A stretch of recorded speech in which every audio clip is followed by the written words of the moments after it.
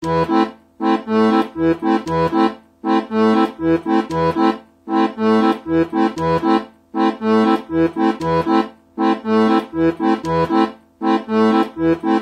é de Goiás, né, Eu sou Karine? de Goiás. Eu nasci em Goiás, numa cidade muito pequenininha, chama Bom Jesus de Goiás. Aham. Uma cidade essencialmente produtora de soja. Então era quase uma grande fazenda. Aham. Passei a minha infância lá, uma infância muito livre, infância de brincar na rua, de ir na enxurrada quando chovia, enfim. Essa é a infância boa. Uma infância de pé descalço, de subir nas árvores, de sair na rua, batendo na porta dos vizinhos, juntando toda a criançada para ir andar de bicicleta, ir até a sorveteria. Então, assim, é uma infância muito livre mesmo. E eu vivi lá até os meus 12 anos. Aí me mudei para outra cidade de Goiás, que era maior, que era Itumbiara. E de Itumbiara eu fui para Uberlândia, que é Minas. Eu fui na época que eu estava fazendo cursinho para prestar vestibular, mas eu sempre tive muitos parentes em Minas. Então eu vivi sempre entre Goiás e Minas, Goiás e Minas. Então eu falo que eu me considero muito mais mineira do que goiana, porque eu passei tanto tempo em Minas e foi aquela fase de construção das amizades, a fase de faculdade, que é a melhor fase da vida, assim. Uma das melhores. Você diz, Karine, que você está sempre pensando muita coisa, fazendo muita coisa ao mesmo tempo. Você se vê assim desde menina? Sempre desde foi menina, assim? eu sempre fui assim. Eu sempre fui assim. Muito curiosa. Eu era uma criança muito tímida. Eu ainda sou, embora não pareça. Mas quando eu era criança...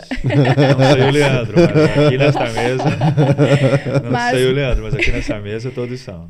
Eu era uma criança muito tímida, mas a minha mente não parava nunca. E eu tava pensando coisas assim. Às vezes eu tava aqui, eu olhava para uma nuvem, olha que legal, um elefante. E aí eu já pensava num elefante no zoológico. E a minha mente criava muitas histórias.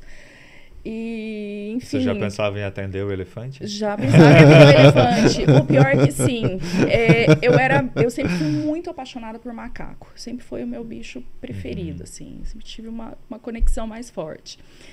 E a minha mãe conta que a primeira palavra que eu aprendi a falar foi macaco. Olha que diferente. Aí eu falava... Papai, mamãe, não, macaco. Macaco, papai, macaco. Papai, macaco. E eu apontava qualquer figura que tinha macaco. E naquela época a única possibilidade de eu ver um macaco era num zoológico. E eu era pequena e aí minha mãe um dia, vamos para Goiânia ver o macaco, né? Finalmente. Nossa, eu fiquei numa euforia. E porque eu ia conhecer o macaco e eu comecei a pular de uma cama na outra, assim, na casa da minha tia, e caí e quebrei o braço. Então, assim, eu pulava e falando no macaco, e a minha mente já tava, era o próprio macaco ali naquela hora, pulando das camas. E quebrei o braço e eu me lembro dessa história, era muito pequena. Mas isso não atrasou o passeio, Karine? Não atrasou o passeio. Foi com o braço quebrado. Foi com o braço quebrado, feliz da vida, bem faceira. Ver o macaco. Então, e eu sempre fazia muitas coisas junto, assim. Então, eu lia muito, eu lia muitos livros, eu aprendi a ler sozinha, a minha mãe conta. Eu já fui um prodígio uma vez. A minha mãe, quando eu era criança, tinha aqueles vendedores de livro de casa em casa, né? Então, não faz tanto tempo assim, mas tinha esses vendedores. E a minha mãe sempre deixava a TV ligada, eu assistia a TV, tinha 4, 5 anos. Naquela época a gente ia para a escola com 5 anos, né? Não ia tão cedo quanto hoje.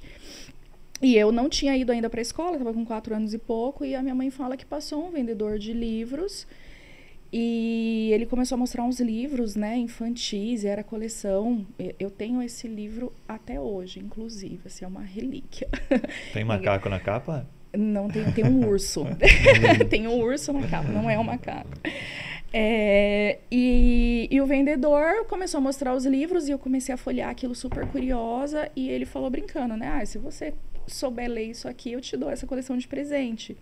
E a minha mãe também não sabia que eu sabia ler. E, de repente, ele mostrou o parágrafo e eu comecei a ler.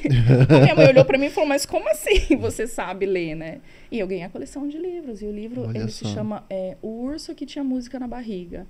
É do Érico Veríssimo, essa historinha, assim, bem legal. E esse livro foi ficando, entre vários que, né, as traças comeram, enfim, esse livro foi ficando.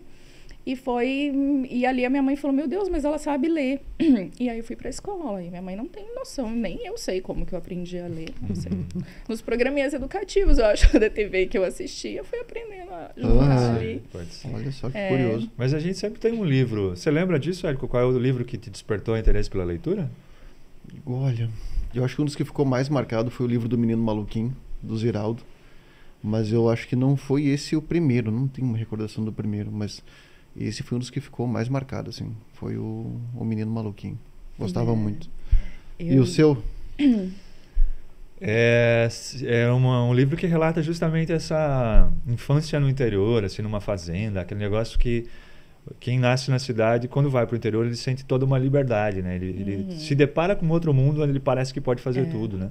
O primeiro livro que eu li e amei, assim, se chamava Os Segredos de Taquarapoca, que é meio que um sítio do Pica-Pau Amarelo, onde as crianças vão lá, encontram onça, saci, né? Essas coisas. Mas nunca esqueci. Nossa, muito legal. Que legal. Essa infância no interior é muito diferente, assim, muito diferente mesmo.